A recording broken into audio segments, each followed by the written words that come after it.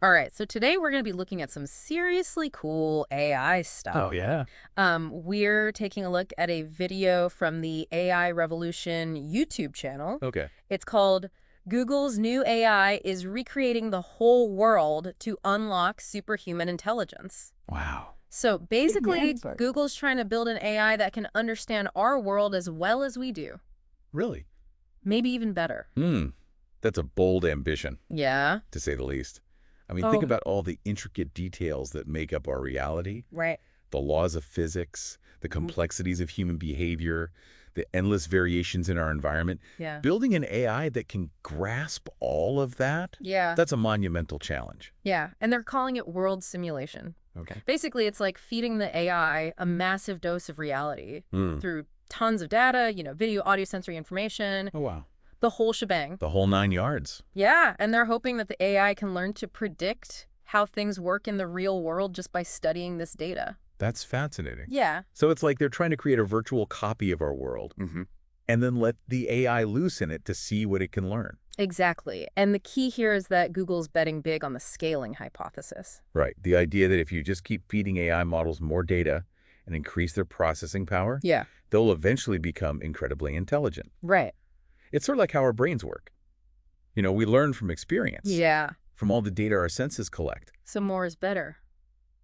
Yeah, kind of a more is better approach to AI. But is that really how it works? Ah, I mean, the- our the- brains are pretty complex, and yeah, we still don't fully understand how they function. right. Can we really just replicate that by just throwing more data at a computer? That is the million-dollar question. Yeah.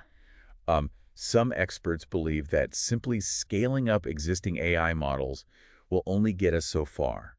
Okay. They argue that we need to develop fundamentally new architectures, new ways of thinking about AI if we want to achieve true artificial general intelligence. Okay, so there's debate about whether this scaling thing is the right approach. Right. But let's assume for a minute that Google is onto something. Okay. Why go through all the effort of creating this world simulation? Wow. What's the end game here? The potential benefits are enormous. Okay. Imagine a world where robots can be trained in virtual environments before they're ever deployed in the real world. Right. No more worrying about them bumping into things or, accidentally causing a robot uprising. I see. So safer robots, Yeah, fewer Terminator-style scenarios. exactly. What else? Well, think about video games. Okay.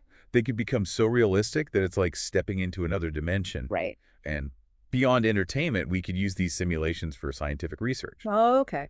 modeling complex systems like weather patterns or the spread of diseases without having to conduct real-world experiments. That's really cool. Yeah, it's pretty amazing stuff. So in the video, they highlight Google's work on 3 specific projects, Right. Gemini, Vo, and Genie. Are these the building blocks of this world simulation? They are. What exactly are they? So Gemini is Google's latest large language model, Okay. capable of understanding and generating human-like text. So it can hold a conversation?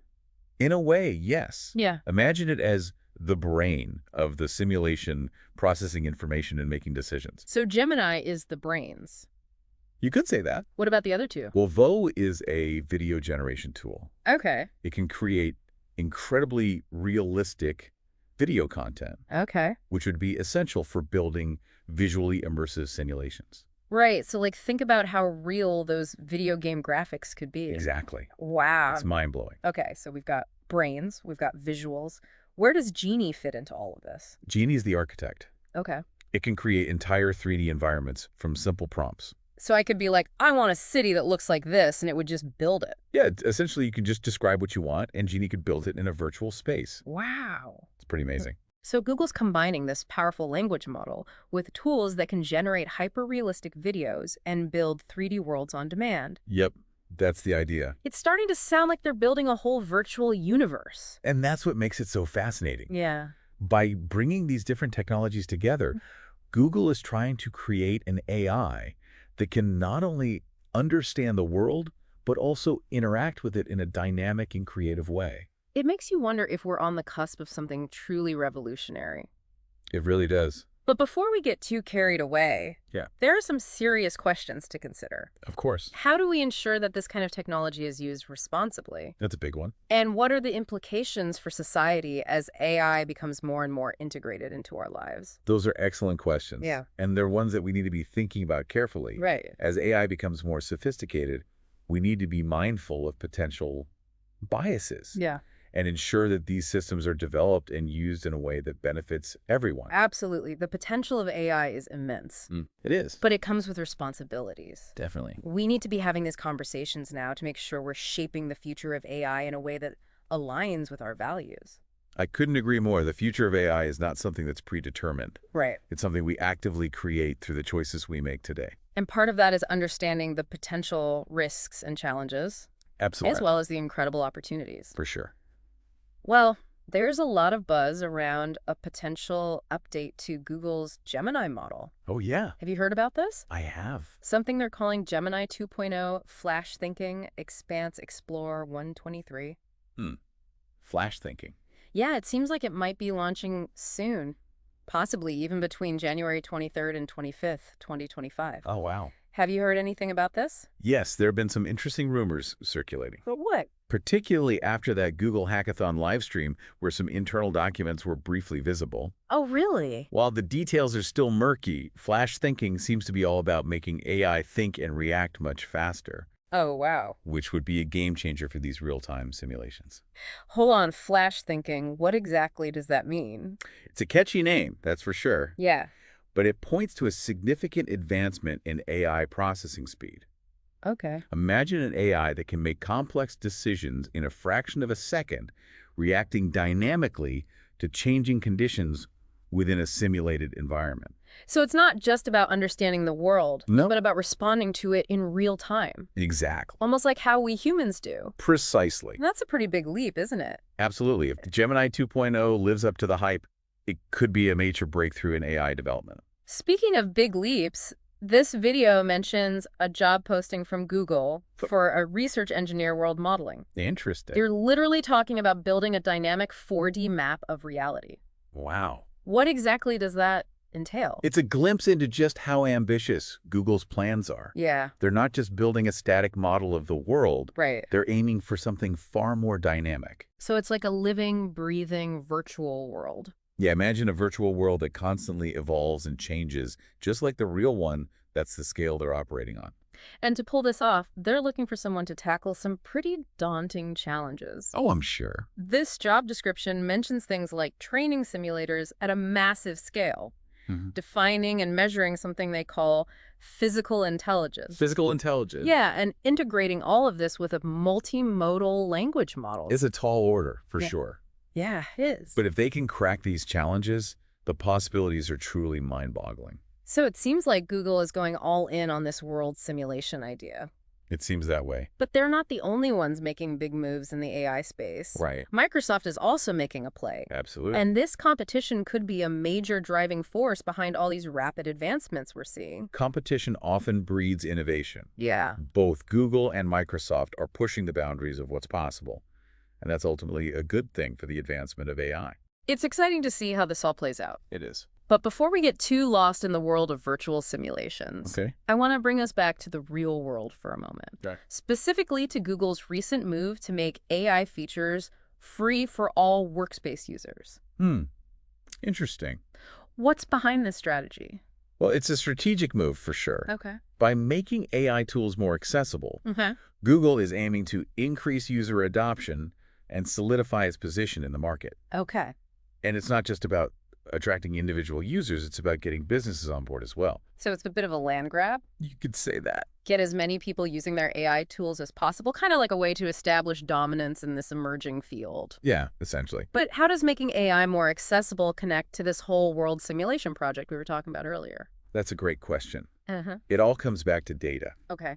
By making AI tools freely available within Workspace, Google is essentially opening up a fire hose of real-world data that can be used to train their world simulation models. I see. So it's not just about the raw data, but about getting insights into how people actually work, think, and communicate. Exactly. That kind of data would be incredibly valuable for training an AI to understand and simulate human behavior, right? Right. Think about all the emails, documents, spreadsheets, and even video calls that happen within Workspace every day. Oh, yeah. That's a goldmine of information about how humans interact in a real-world setting. So by making AI tools free, Google is essentially creating a massive training ground for their world simulation project. You can put it that way. It's a clever strategy that allows them to gather vast amounts of real-world data Hmm. while simultaneously expanding their user base and solidifying their position in the AI market. It's a win-win for Google.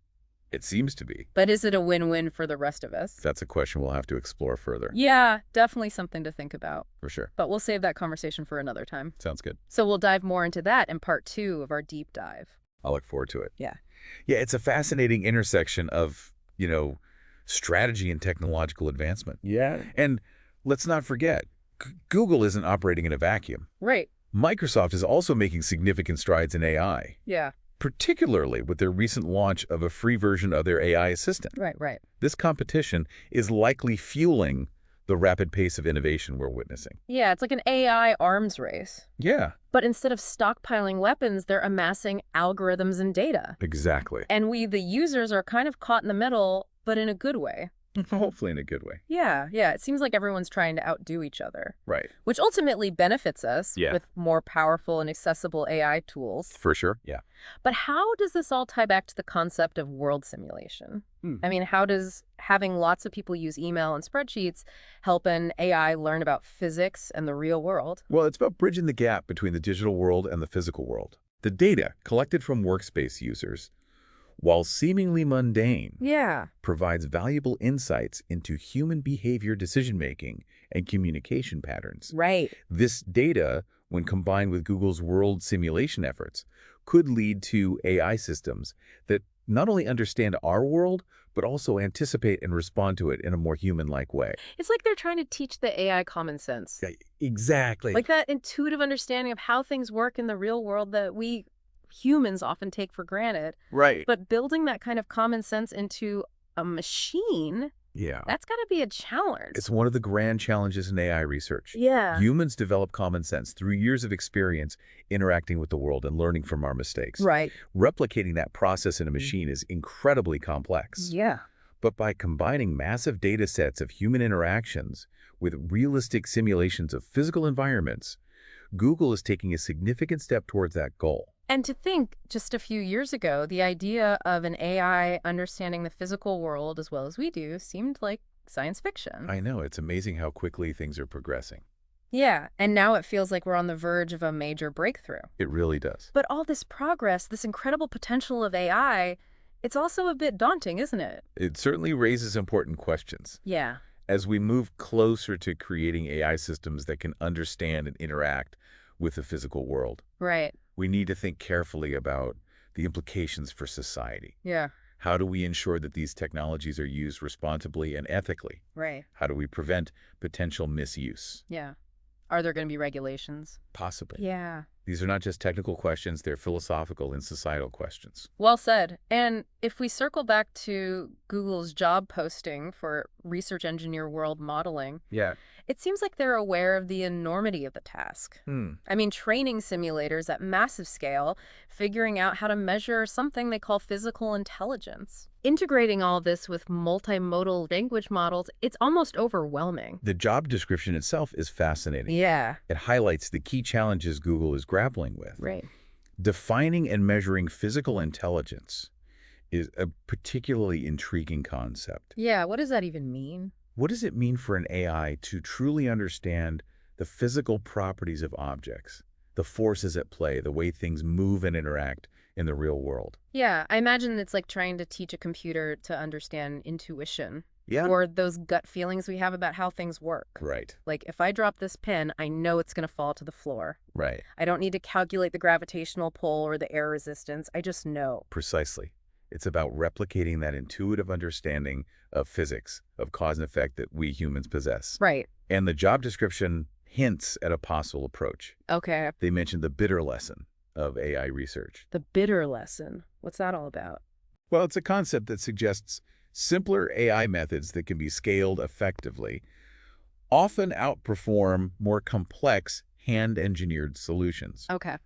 Essentially, it's about letting the data do the talking, Hmm. allowing the AI to learn from vast amounts of information rather than trying to program specific rules and behaviors. So instead of trying to teach the AI every single rule of physics, they're Right. basically saying, hey, AI, here's a ton of data about how things work in the real world. Go figure it out. That's a simplified way of putting it, but you get the idea. Yeah. Google seems to be betting that by training their AI on massive data sets and allowing it to learn through experience, Hmm. they can create a system that exhibits a deep and nuanced understanding of the physical world. It's an intriguing approach. It is. But even if they succeed, even if they create an AI that can understand the world as well as we do then, Right. What's the point? yeah, what are the practical applications of this technology? Well, the potential applications are vast, spanning numerous industries and aspects of our lives. Okay, give me some examples. Think about robotics. Imagine robots that can navigate complex environments with ease, adapting to unexpected obstacles, and interacting with humans in a natural and intuitive way. Okay, so safer, more capable robots. Exactly. What else? Let's take gaming. Okay. We could have video games with unprecedented realism, immersive experiences that blur the line between virtual and reality. Okay, yeah, that would be cool. Or consider scientific research. All right. We could run complex simulations of climate change, disease outbreaks, or even the origins of the universe, gaining insights that would be impossible to obtain through traditional methods. It's like opening up a whole new realm of possibilities. It really is. But with all this potential comes a sense of responsibility. Of course. We need to be mindful of the ethical implications, Yes. of the potential for misuse of the unintended consequences that might arise as we venture further into the uncharted territory of AI. You're absolutely right. As we delve deeper into the capabilities of AI, we need to engage in thoughtful and open discussions about the implications for society. We need to ensure that these technologies are developed and used in a way that benefits humanity as a whole. Absolutely.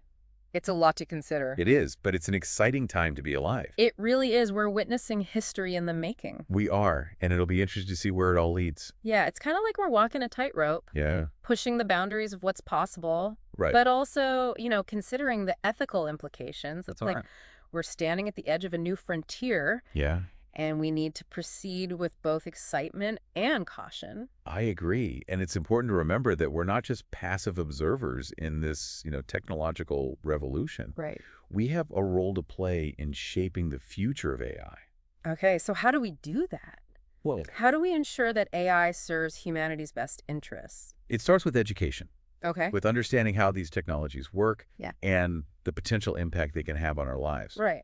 We need to be having open and honest conversations about the benefits and the risks of AI, involving not just experts, but also, policymakers, ethicists, and everyday citizens. So democratizing the conversation around AI, Exactly. making sure that everyone has a voice. Everyone has a seat at the table. Speaking of democratization, we were talking earlier about Google making AI features free for workspace users. Right. Do you think that's a step in the right direction I do. in terms of making AI more accessible to everyone?